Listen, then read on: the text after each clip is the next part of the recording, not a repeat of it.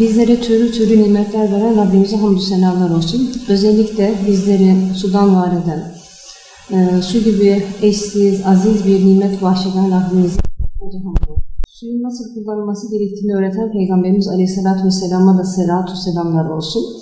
Yüce Rabbimiz Kerim kitabında وَجَعَلْنَا مِنَ الْمَاءِ كُلَّ شَيْءٍ حَيٍّ buyuruyor.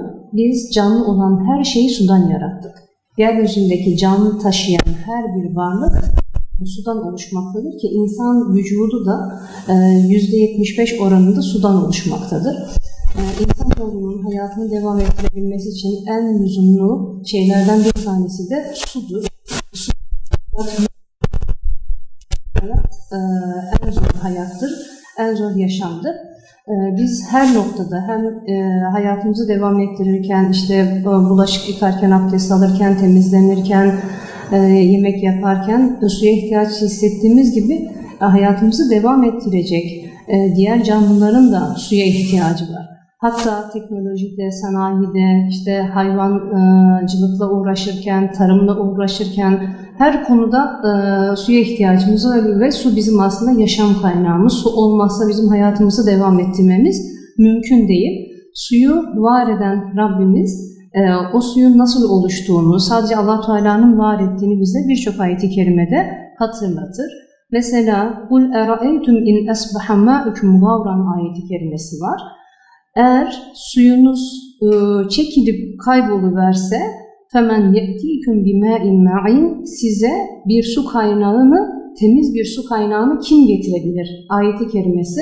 Eğer susuz kalırsak suyu bize sadece Rabbimiz temin edecektir. Yani bize Rabbimizin en güzel ikramıdır su nimeti. Yine başka bir ayet-i kerimede اَفَرَأَيْتُمُ الْمَاءَ الَّذ۪ي تَشْرَبُونَ içmiş olduğunuz suyu görmez misiniz? Hiç düşünmez misiniz? Ayet-i kerimesi de bize su nimetine ne kadar dikkat edilmesi gerektiğine vurgu yapmaktadır. Şimdi su bizim için kıymetlidir. Su gibi aziz olmak kelimesi aslında bize suyun da ne kadar önemli bir nimet olduğunu tekrar hatırlatan deyimlerden bir tanesidir esasında. Hayatımızda su bu kadar önemliyken, su nimeti bizim hayatımız için olmazsa olmaz bir nimetken, bizim şu anki durumumuz nasıldır? Suyu ne ölçüde kullanıyoruz? Nasıl kullanıyoruz? Suyun kadrini, kıymetini biliyor muyuz? İsraf ediyor muyuz? Bu noktalara bizim dikkat çekmemiz gerekmektedir. Öncelikle hayatımızın her alanında israfı Allah Teala bize yasaklamıştır. Külü veşrabı ve la tusrifu innallâhe la yuhibbul musrifin ayeti kerimesi. Yiyiniz, içiniz ama israf etmeyiniz. Zira Allah israf edenleri sevmez. Ayeti aslında bize Allah'ın israf edenleri sevmeyeceği bile büyük bir uyarıdır. İnsan hayattaki nimetlerden yararlanır. Yer, içer, gezer, giyinir ama ne yaparsak yapalım israftan kaçınmamız gerekiyor.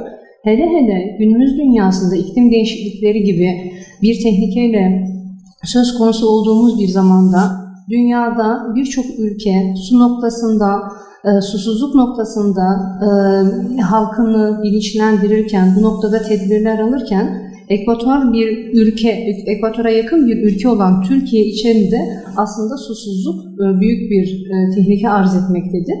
Elhamdülillah yani su noktasında birçok imkanlardan yararlanıyoruz. Şu an evimizde sularımız var, işte çamaşır makinelerimiz, bulaşık makinelerimiz, her şey suya bağlı.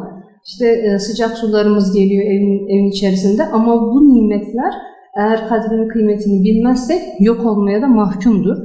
Efendimizin şu hadisi şerifi bize ne kadar suyunuz olursa olsun, ne kadar bu nimetin içerisinde olursanız olun israf etmeyin uyarısını taşıyor. Akan bir nehirden bile abdest alırken suyu gereksiz kullanmak israf olur. Suyu gereksiz kullanmayın. Akarsu zaten akıyor, arkası geliyor. Ama burada abdest alırken bile suyu israf etmeyin uyarısı her alanda suyunun tasarruflu kullanılması gerektiğini bize hatırlatıyor. Ülke olarak da gerçekten şu an en susuz dönemlere doğru gittiğimiz noktasında bu işin uzmanları tarafından bizlere bilgi verilmekte. Biz de işin dini boyutu olarak israfa dikkat çekmek istiyoruz ki Eğer suyun kadrini, kıymetini bilmezsek, bu uyarılara kulak vermezsek bizler de susuzlukla bizleri de susuzluk beklemektedir. Suya vefa göstermez isek maalesef veda ederiz. Ve insaf eden insan israf etmez. İnsaflı olmak israf etmemeyi de gerektirir. Çünkü israf etmek sadece kendimize ait bir durum değildir. Ben suyu istediğim gibi kullanırım, su paramı veririm deme hakkına sahip değiliz. Çünkü su herkesin hakkıdır. Sadece şu an günümüzde yaşayan insanların değil, gelecek nesil için de bizim onlara su kaynaklarını bırakmamız için de suyu tasarruflu kullanmamız, yerinde kullanmamız çok önemlidir. Bununla ilgili hepimiz evimizde tedbirler alabiliriz. Hayatımızda bu noktada farkındalık oluşturabiliriz. Bulaşık yıkarken, dişimizi fırçalarken, temizlik yaparken suları daha az açabiliriz. Ve abdest alırken, değil mi? Biz bayanlar olarak işte temizlik yaparken işte bir şeyi bile, toz bezini bile silerken kaç metre küp su harcayabiliyoruz maalesef. Bununla ilgili evimizde alacağımız tedbirler arasında çamaşır makinesi dolmadan, şimdi 6 kiloluk 9 kiloluk makineler var, dolmadan makineyi çalıştırmamak, işte bulaşık makinesi dolmadan hemen düğmeye basıp çalıştırmamak, suyunun ayarını azaltarak böyle boş yere, gereksiz yere suyun akıtılmaması, kullanmadığımız anda suyun kapatılması, musluğun kapatılması, yine dişimizi fırçalarken dahi su orada akıyor, biz fırçalıyoruz, kaç metreküp su tüketiliyor orada, harcanıyor. Bu noktalar bizim için önemli. Evimizde bizler hem geleceğe o su nimetlerini aktarabilmemiz için, su mirasını aktarabilmemiz için hem de Allah-u Teala'nın bizlere uyarısı olarak israf etmeyiniz, yiyiniz, içiniz, israf etmeyiniz emrine uyarak su noktasında daha hassas olmamız gerekiyor. Bu hepimizin insani ve İslami bir görevidir. Rabbim bizleri susuz bırakmasın, su nimetinin kadrini, kıymetini bilenlerden eylesin inşallah.